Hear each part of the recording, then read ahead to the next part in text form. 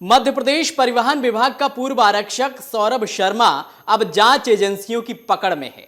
सौरभ शर्मा, उसके साथी चेतन सिंह और शरद जायसवाल के खिलाफ प्रवर्तन निदेशालय का शिकंजा कसता हुआ जा रहा है। ईडी ने पूछताछ खत्म करने के बाद सोमवार को सौरभ शर्मा और साथियों को विशेष अदालत में पेश किया। यहां से कोर्ट ने तीनों आरोपियों को 14 दिन की न्यायिक हिरासत में भेज दिया है। यह कार्रवाई उनके खिलाफ चल रही मनी लॉन्ड्रिंग और आपराधिक गतिविधियों के मामले में की गई है।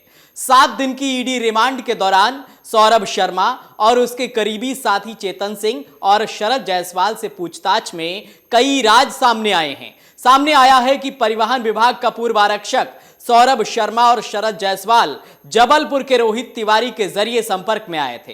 2014-15 के दौरान जबलपुर में एक कॉलोनी का निर्माण हुआ था। ये कॉलोनी भोपाल की एक फर्म ने बनाई थी, जिसमें शरद जायसवाल ने कई प्लॉट बेचे थे।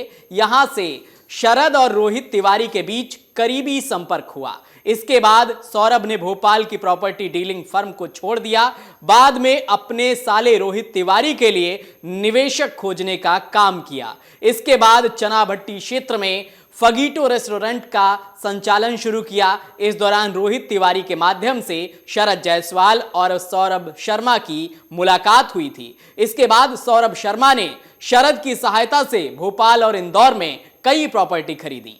ईडी की पूछताछ में अब शरद जायसवाल ने बताया है कि पूर्व आरक्षक सौरभ शर्मा से मेरी मुलाकात पुरानी है। मैं पहले से ही कंस्ट्रक्शन लाइन में था। सौरभ ने एक बंगला खरीदा था जो रोहित तिवारी के नाम से खरीदा गया था। इस बंगले का काम मैंने किया था। सौरभ हमेशा मेरे काम की सराहना करता था। इससे हम दोनों की दोस्ती और बढ़ गई। शुरुआत में सौरभ खुद को परिवहन विभाग का अधिकारी बताता था। शरद जायसवाल साल 2011 में भोपाल के 10 नंबर की एक फर्म में काम करता था, जो बिल्डर की प्रॉपर्टी बेचने का काम करती थी। इस फर्म में 50 से अधिक कर्मचारी थे और शरद 10 ब्रोकर्स की टीम को संभालता था। उस समय शरद एक सामान्य से घर में अपने परिवार के साथ रहता था। इसी फर्म ने साल 2014 में जबलपुर में एक बड़ा प्रोजेक्ट शुरू किया था, जो फर्म का पहला कॉलोनी निर्माण प्रोजेक्ट था। शरद को इस प्रोजेक्ट की लॉन्चिंग से लेकर बिक्री तक की पूरी जिम्मेदारी दी गई थी। चूंकि शरद फर्म के कर्ता धर्ताओं का विश्वास पात्र था, उसे यह महत्वपूर्ण कार्य सौंपा गया था। यहां उसने अपने संपर्कों का सही इस्तेमाल करते हुए कई प्लॉट्स की बिक्री कराई। इसके बाद लोकल सपोर्ट की आवश्यकता के कारण शरद ने रोहित तिवारी को प्रोजेक्ट में शामिल किया। रोहित तिवारी एक बिल्डर था और इस सहयोग से शरद और रोहित के बीच संपर्क बढ़ा और उनके रिश्ते मजबूत हो गए। 2016 में शरद ने भोपाल की फर्म को छोड़ दिया और बाद में खुद का ठेकेदारी का व्यवसाय शुरू किया। रोहित तिवारी ने शरद को इंटीरियर डिजाइनिंग से लेकर घर निर्माण कार्य के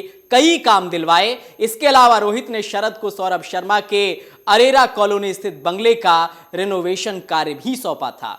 कहा तो यह भी जा रहा है कि सौरभ शर्मा ने ईडी के पूछताछ में कुछ बड़े नेताओं और अधिकारियों के नाम भी कबूले हैं, जिनका अगर पर्दाफाश होता है तो मध्य प्रदेश की राजनीति में भूचाल आना तय माना जा रहा है। अमर उजाला जीवांजलि के सारथी की मदद लें और महाकुंभ में स्नान जरूर करें।